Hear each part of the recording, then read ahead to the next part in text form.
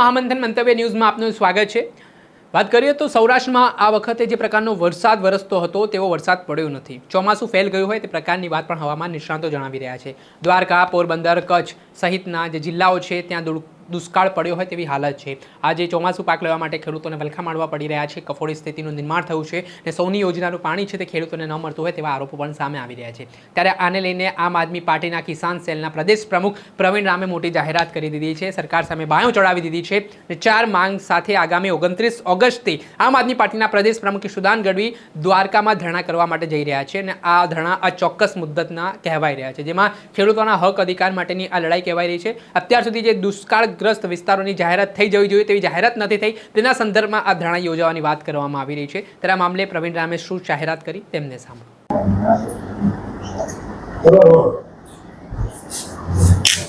Okay, આજે આ press વાર્તામાં ઉપસ્થિત તમામ મીડિયા મિત્રોનું હાર્દિક સ્વાગત છે।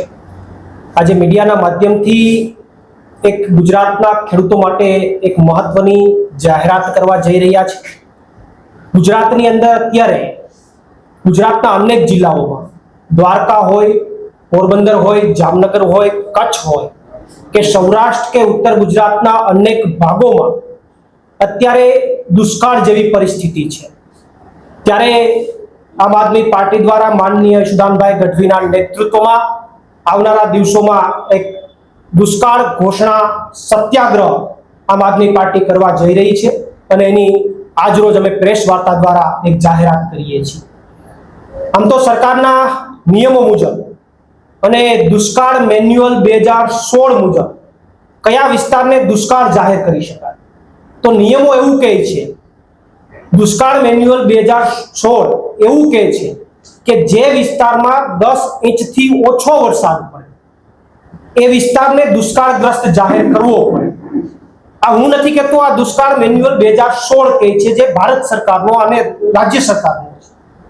અને બીજો એમનો માપદંડ એવો છે કે જે વિસ્તારની અંદર સતત 28 દિવસ સુધી વરસાદ ન પડે એ વિસ્તારને દુષ્કાળગ્રસ્ત વિસ્તાર જાહેર કરવો પડે।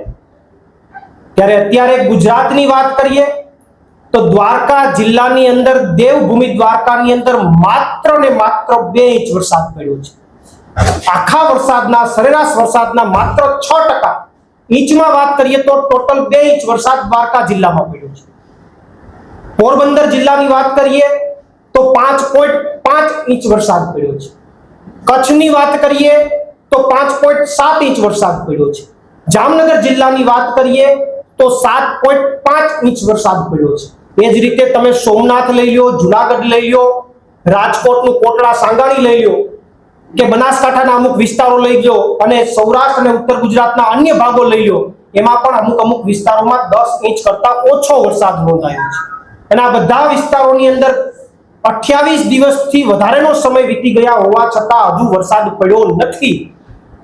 તો દુષ્કાળ મેન્યુઅલ 2016 મુજબ આ બધા વિસ્તારોને દુષ્કાળગ્રસ્ત જાહેર કરી શકાય એવી સ્થિતિ છે, નિયમ મુજબ છે, નીતિ મુજબ છે। તો સરકાર શું કામ નથી કરતી? એવા કયા કારણો છે કે સરકાર દુષ્કાળ જાહેર નથી કરતી? આ રાજ્યના કૃષિ મંત્રી દ્વારકાધીશના મંદિરે જઈને પ્રાર્થના કરે કે આ વિસ્તારોને દુષ્કાળગ્રસ્ત જાહેર ન કરવા પડે, પણ ઓલરેડી પરિસ્થિતિ છે કે દુષ્કાળગ્રસ્તના માપદંડોથી નીચે છે, તો એને જાહેર શું કામ નથી કરતા? મારો સીધો સવાલ કૃષિ મંત્રીને છે। પણ માત્ર સરકાર વાતો કરે છે, ખેડૂતો માટે કંઈ પણ કરવાની એમની યોજના નથી। ત્યારે અહીંયાથી પ્રેસના માધ્યમથી ગુજરાતની ભાજપ સરકારને 3 દિવસનું અલ્ટિમેટમ આપું છું। ભાજપની સરકારને 3 દિવસનું અલ્ટિમેટમ આપું છું કે 3 દિવસની અંદર આ જે જિલ્લાઓની અંદર 10 ઇંચ કરતા ઓછો વરસાદ અને જે વિસ્તારની અંદર 28 દિવસ સુધી વરસાદ નથી પડ્યો એને દુષ્કાળગ્રસ્ત જાહેર કરો। ત્યાં સિંચાઈનું પાણી પુરવાર કરો, ત્યાં ઘાસચારો પુરવાર કરો, ત્યાંના વીજ બિલ માફ કરો। આ તમામ માંગણીઓ પૂર્ણ કરો, અન્યથા 29 તારીખે ખંભાળિયાથી સવારે 11 વાગે માનનીય ઈશુદાનભાઈ ગઢવીના નેતૃત્વમાં એક સત્યાગ્રહની શરૂઆત થશે અને સત્યાગ્રહનું નામ છે દુષ્કાળ ઘોષણા સત્યાગ્રહ।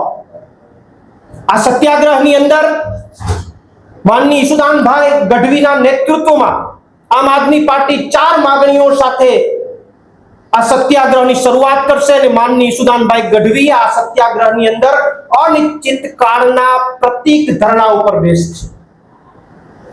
સવારે 11 વાગે વાણિજ્ય કોલેજની બાજુના મેદાનમાં ખંભાળિયા મુકામે આ સત્યાગ્રહની શરૂઆત થવાની છે. આ સત્યાગ્રહની મુખ્યત્વે 4 માંગણીઓ છે. દ્વારકા, જામનગર, પોરબંદર, કચ્છ અને સૌરાષ્ટ્ર અને ઉત્તર ગુજરાતના જે ભાગોમાં 10 ઇંચથી ઓછો વરસાદ છે અને જ્યાં 28 દિવસ સુધી વરસાદ નથી પડ્યો એમને તાત્કાલિક ધોરણે દુષ્કાળગ્રસ્ત જાહેર કરો, પહેલી માંગણી. બીજી માંગણી, આ તમામ વિસ્તારોની અંદર તાત્કાલિક ધોરણે સિંચાઈનું પાણી પુરવાર કરો. બીજી માંગણી. ત્રીજી માંગણી જે છે કે અત્યારે ઘાસચારાની પશુપાલકોને ખૂબ તંગી છે ત્યારે તાત્કાલિક ધોરણે ઘાસચારો પુરવાર કરો અને જ્યાં જ્યાં પરિસ્થિતિ છે ત્યાં વીજ બિલ માફ કરો.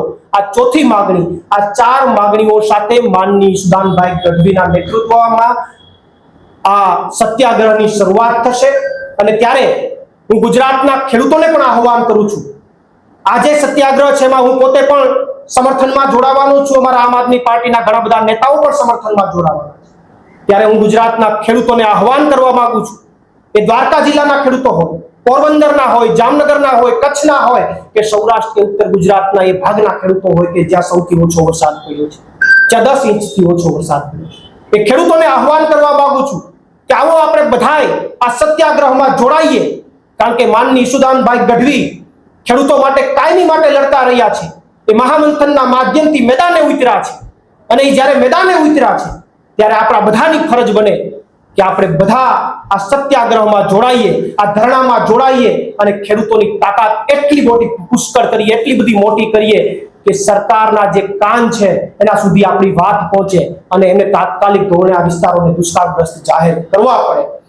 સાથે સાથે હું ખેડૂતોને એ પણ કહેવા માંગુ છું કે જાગો ખેડૂતો, જાગો અને હવે ખંભાળિયા પહોંચીને હક માંગો. જાગો ખેડૂતો, જાગો, ખંભાળિયા પહોંચીને હક માંગો. અને સરકારને પણ એ કહેવા માંગુ છું કે દુષ્કાળ મેન્યુઅલ 2016 અમલ કરો. દુષ્કાળ મેન્યુઅલ 2016 અમલ કરો અથવા ખેડૂતોનો સામનો કરવા માટે તૈયાર રહો. આ હું સરકારને પણ અહીંયાથી ચેલેન્જ ફેંકું છું. એટલે 29 તારીખનો જે આયોજન છે એ 29 તારીખના આયોજનમાં હું ગુજરાતના તમામ ખેડૂતોને આહવાન કરું છું કે માનની ઈશુદાનભાઈ ગઢવી જ્યારે ધરણા ઉપર બેસવાના છે, અનિશ્ચિત કાળના પ્રતિક ઉપવાસ ઉપર બેસવાના છે, પ્રતિક ધરણા ઉપર બેસવાના છે, ત્યારે બધા ખેડૂતો એમની સાથે રહીએ, સહયોગ આપીએ અને આ ધરણામાં જોડાઈએ. એટલી મહત્વની વાત છે. બાકી અન્ય કોઈ વાત હોય, અન્ય કોઈ પ્રશ્ન હોય તો આપ પૂછી શકો.